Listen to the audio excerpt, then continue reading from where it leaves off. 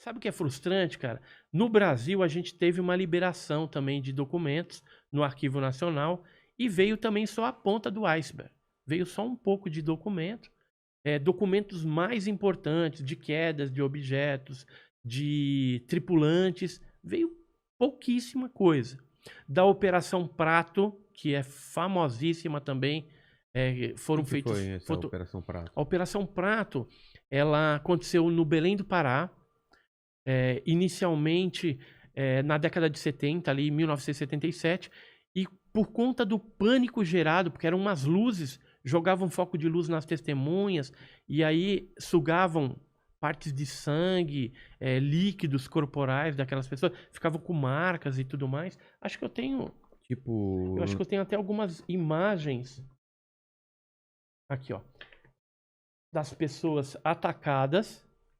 Então ficava com essas marcas, esses hematomas, né, pareciam agulhados. Só que são fotografias que foram, algumas delas foram mais de 500 fotografias dos fenômenos luminosos que foram fotografados pelo primeiro COMAR, primeiro Comando Aéreo do Pará, Aeronáutica. Foi uma missão coordenada pelo capitão Uirangê Holanda, juntamente com o sargento Flávio Costa, que fez a maioria desses registros fotográficos e cine fotográficos também com Super 8, 8mm e 16mm. E o que aconteceu? Isso aí gerou um relatório de mais de 500 páginas por parte da aeronáutica brasileira para tentar explicar o que era esse fenômeno. Porque a princípio, como estava gerando pânico, as pessoas querendo ir embora porque estavam sendo atacadas, né? E às vezes eram atendidas nos locais de saúde ali, bem pequenininhos. sei. Eles queriam saber o que estava acontecendo. Se era alguma nave espiã russa, já que era a época da repressão, né? Década de 70, 77, 78 e tal. Então, aí eles colocaram uma equipe para descobrir o que era isso. Só que, da mesma forma que começou, o chefe do Irangê Holanda, do capitão, né? Pediu para ele encerrar o assunto. E aí assumiram, a gente ficou sabendo depois, americanos junto com outra equipe. E aí pesquisaram isso até 1984. Porque o fenômeno foi migrando. Começou no Maranhão, alguns casos Entendi. de morte, inclusive. Aí depois passou para Pará, estado do Pará, Colares, Ananindeua, várias cidades ali. E depois foi para o Amazonas.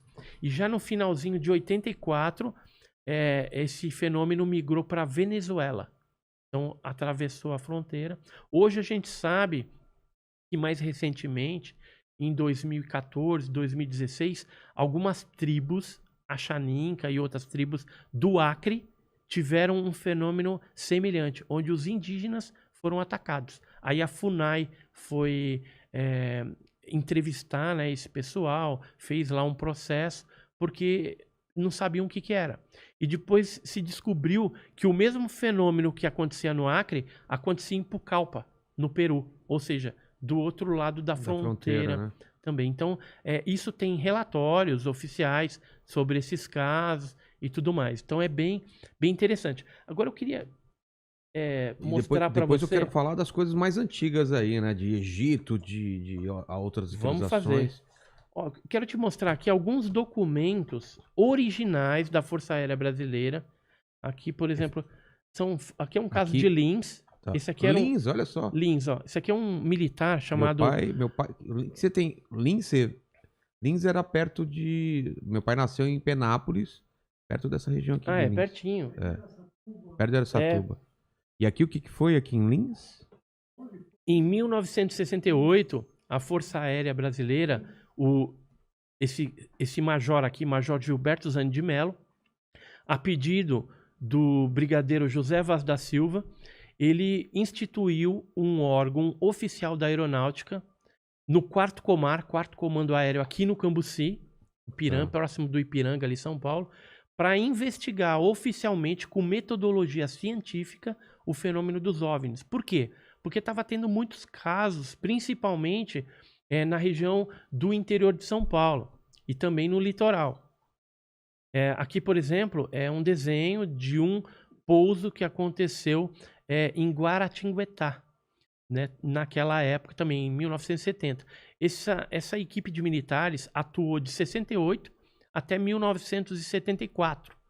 Foram gerados vários relatórios e o que eu quero mostrar para você, que você vai ter o prazer de colocar a sua mão aí, são relatórios Caramba. oficiais Olha da só. aeronáutica. O Naquela negócio é velho época, aqui, olha.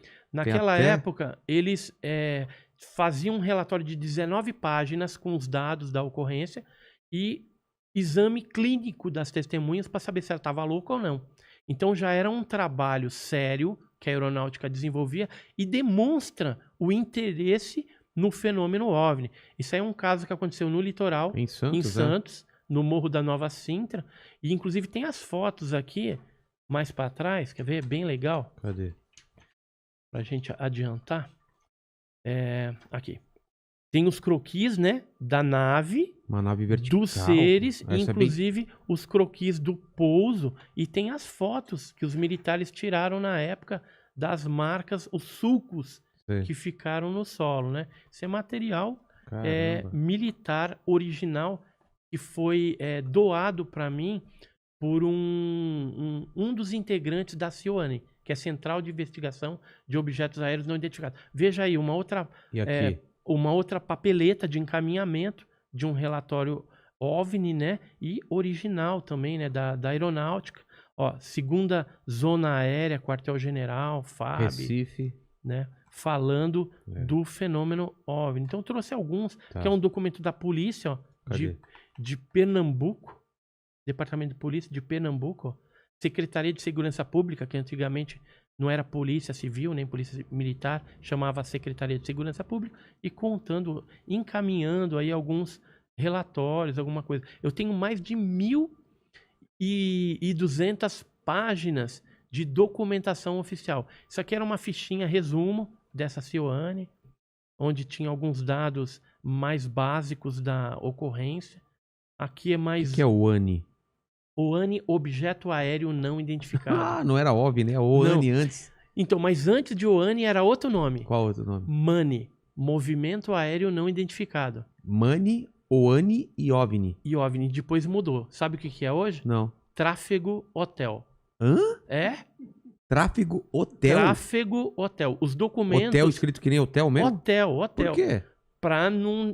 Assim, agora a gente já sabe, né? O Sei. ufólogo já sabe. Mas até certo ponto, antigamente, quando tinha algum tipo de interceptação de comunicação de rádio, quando eles falavam, tem um tráfego hotel aqui. Aí ninguém sabia o que era, mas era um OVNI. Porque quando se falava OVNI, então era interceptado, e aí a gente passava a observar isso melhor. Só que aí eles mudaram para a terminologia tráfego hotel, e é a que persiste até hoje. Toda a documentação antes era no 4º Comor, depois mudou para a 4ª Subchefia, foi para o Nucondabra, depois Condabra e hoje chama Comai, que fica na área especial 12 lá em Brasília. Eu tive visitando lá, isso tem muita